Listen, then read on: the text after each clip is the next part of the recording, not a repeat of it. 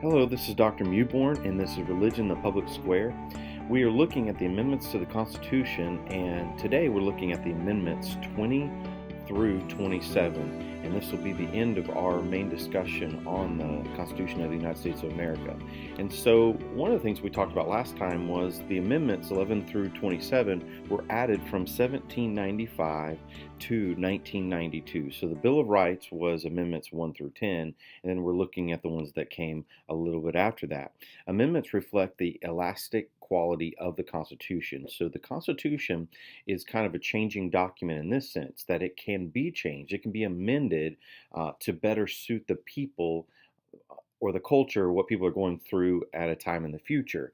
And so that's the point of the amendments. Amendments reinforce the ways the Constitution meets the changing needs of society.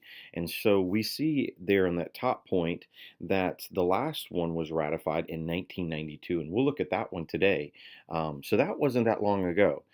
But the Constitution of the United States is the longest standing active document that is in the world today, which is so fascinating. It's just an amazing thing. So let's go ahead and get started. Amendment 20 is called the Lame Duck Amendment, which is kind of interesting. President takes office January 20th, and then as well, Congress begins new term in January 3rd. Now, this used to be on March, they used to take office on March 4th. That's what it used to be. But this amendment came in and said they would begin offices or take office on January 20th. So what would happen is outgoing officials have little influence and do not accomplish much. So the people that are going out, whether it's the president or it's Congress or representatives, senators, whatever, those people in that last phase of their tenure in service, they can't have a lot of influence because there's a new person coming in. And so they often call them a lame duck. It's like a president in his last year or the second half of his last year of him being in office. They call him a lot of times a lame duck. He can't have a lot of influence. And you see that definitely in all the presidents. If President-elect dies before taking office, Vice President-elect becomes president. And so these are some things that definitely in this amendment. Amendment 21 repeals prohibition, and this was ratified in 1933. This amendment appeals Amendment 18. Now, if you remember, Amendment 18 states the manufacturing, sale, or transport of intoxicating liquors within the United States is hereby prohibited. So that took place in 1920. So in 1920, Amendment 18 was ratified. But then later on, 1933, 13 years later, there's a repeal to that with Amendment 21. And so Amendment 18 is the only amendment ever repealed, which is kind of interesting. And so I showed you this picture last time, farewell to the 18th Amendment. And this is because of 1933, Amendment 21 repealed prohibition. All right. Amendment 22. Two-term limits for presidents. This was ratified in 1951. President cannot serve more than 2 full terms. Passed as a response to Franklin D. Roosevelt's 4 terms in office. And then you got a picture of him over on the right-hand side. If you serve less than 2 years of someone else's term, you can still be elected twice for a total of 10 years. So we see Franklin D. Roosevelt over here on the right side. And he was in office for 4 terms from 1933 to 1945.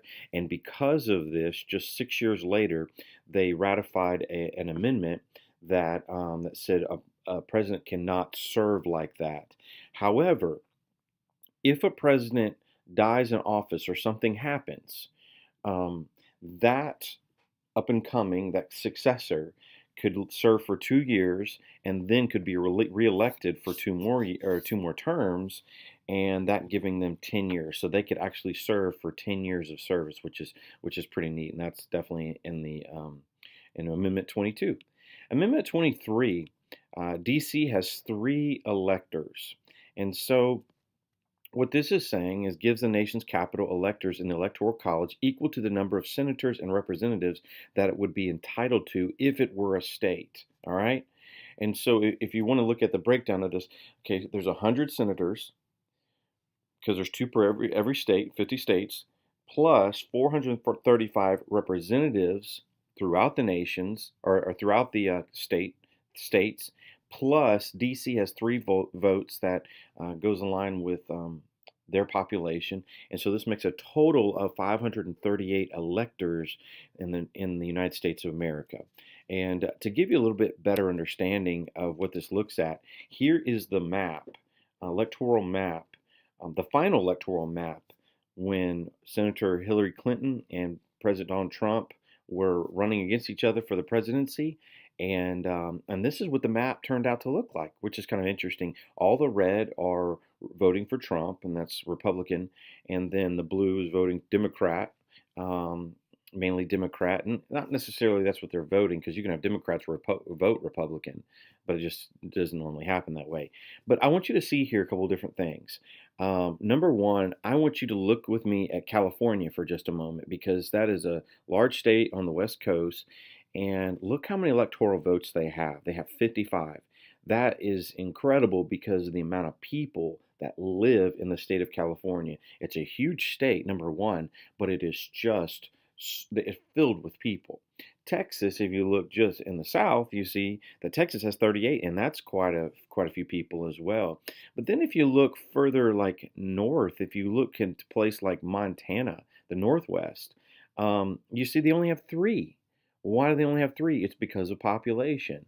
And then if you look all the way to the right and you look kind of where the countries are labeled out on their own in the white space there, you go all the way down the bottom and you can see DC. And DC has three. It's a very small area, District of Columbia, and it's got three electoral votes that take place there. And so Donald Trump won with 306 electoral votes, and Clinton received 232. And that's kind of how the map ended up. So you need 270 to win. That's why it's up there on the top. So you need 270 votes to win, and Donald Trump was able to pull out a big win that night. All right.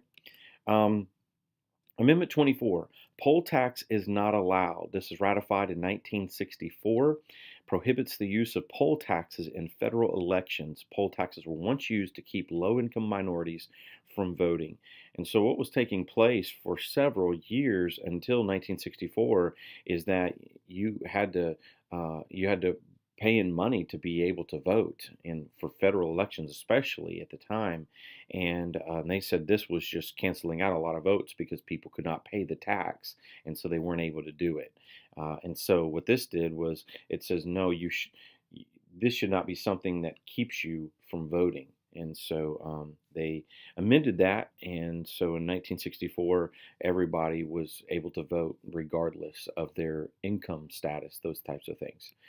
Amendment 25, succession, that was ratified in 1967, says that the vice president becomes the president due to the president's death, resignation, or removal. And so that's how the vice president comes in. So right now our vice president is Mike Pence. If something was to happen to Donald Trump, whether he got extremely sick, was unable to lead, he passed away, or he resigned, or was removed for some reason, Mike Pence would step into that role. And so that's what this amendment's about. Whenever the office of vice president is vacant, the president can appoint a replacement with the majority vote of both houses of Congress. President's inability to hold office must be in writing and can be temporary. And I want to show you this. This is JFK. This is John F. Kennedy. And if you look over on the right-hand side, here he is riding in his last limo ride. And it's just incredibly sad that he was shot and he was assassinated, and his successor would become Lyndon B. Johnson, who was vice president at that time, and he took over the responsibilities of President JFK. And so that just kind of gives you a picture of how Amendment 25 was actually being put into place, those types of things. Okay, Amendment 26. 18 years old to vote. 1971, it was ratified. This amendment lowers the voting age of citizens from 21 to 18. Rock the Vote is a nonprofit organization, progressive aligned group in the United States whose stated mission is to engage and build the political power of young people. And so they're using concerts, they're using all types of entertainment to get the vote out and getting these young people to vote. They want young people to vote. And so there's a lot of push for this type of thing. I remember seeing a lot of that in the last election, getting the vote out to the young voters. So if you, which all of you here in the class are definitely 18 or older, most likely, I encourage you to get out there and vote. This is a very important thing. You have the right to do so, and it's just an important thing. So rock the vote. Amendment 27, pay in Congress, and this was ratified in 1992, so not that long ago. This was ratified. Any pay raise Congress gives its members does not take effect until a new election has taken place. It's proposed in 1789. That long ago, passed finally in 1992. And this is just simply this: Congress can't just give themselves raises while they're serving. They have to be voted back in, and then they get that raise. They can't just be in office and say, okay, I'm going to start taking a raise now. They have to vote on that raise for that position, and then they can be, if they're elected, again, then they can receive that raise. And this is what's going on in Amendment 27, all right? Well, that is the end of the amendments that we're looking at the Constitution. And so this has been Religion in the Public Square. So good to be with you today. Hope you have a great rest of the day. Take care. Bye-bye.